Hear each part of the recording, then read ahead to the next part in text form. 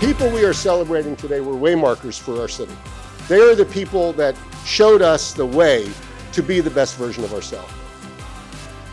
Being inducted into the Miami Beach Hall of Fame is one of the city's highest honors.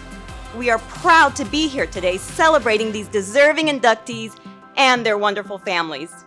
And I remember this happening because we were all loved Michael so much.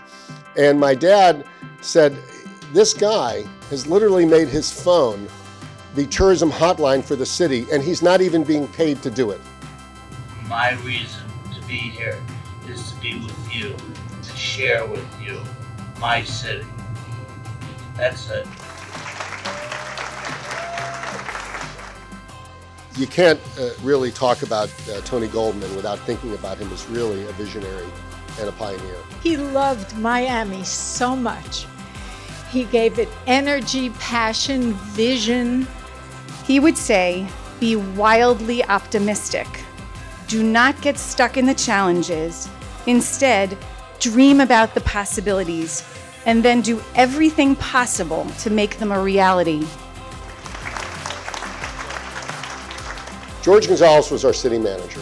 A lot of the public spaces we take for granted today are his legacy projects. Over those 12 years, I had the opportunity to work with 16 different elected officials.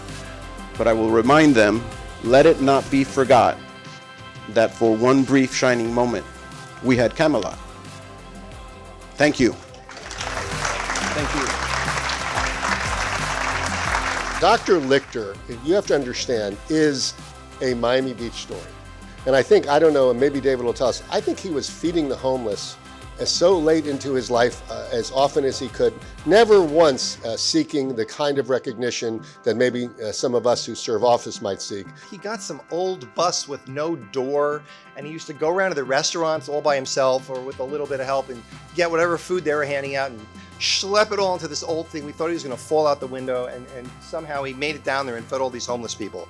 And I can't tell you how many times in my life I'd walk down the street and somebody would yell or a city bus would stop, the doors would pop open, the driver would go, Dr. Lichter, Beach is dynamite.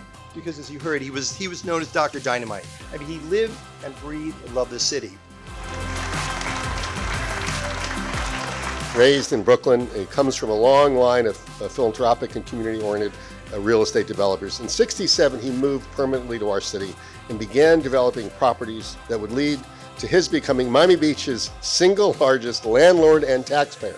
His passion, perseverance, determination, and strength, never to give up on anything or ever accept the word no, even when the process was often very challenging, is how he was able to be largely responsible for the resurgence and redevelopment of the city of Miami Beach.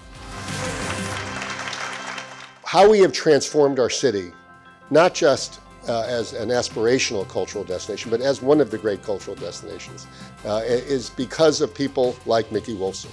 The first second I met him, I knew this guy was special. I mean, I went to his house and he had a pillow. And the pillow, it said on it, the world's a book, and if you sit on this couch, you read just one page. So that is very much Mickey's life, is like, I need to explore things. I need to be curious. I need to be open. I would most especially like to recognize our outgoing Commissioner Mickey Steinberg, who created the Hall of Fame. Every great city should have an opportunity to honor legacy, and what a beautiful and wonderful morning we're having here today. We salute you, we salute your family, and we thank you from the bottom of our heart. L'chaim.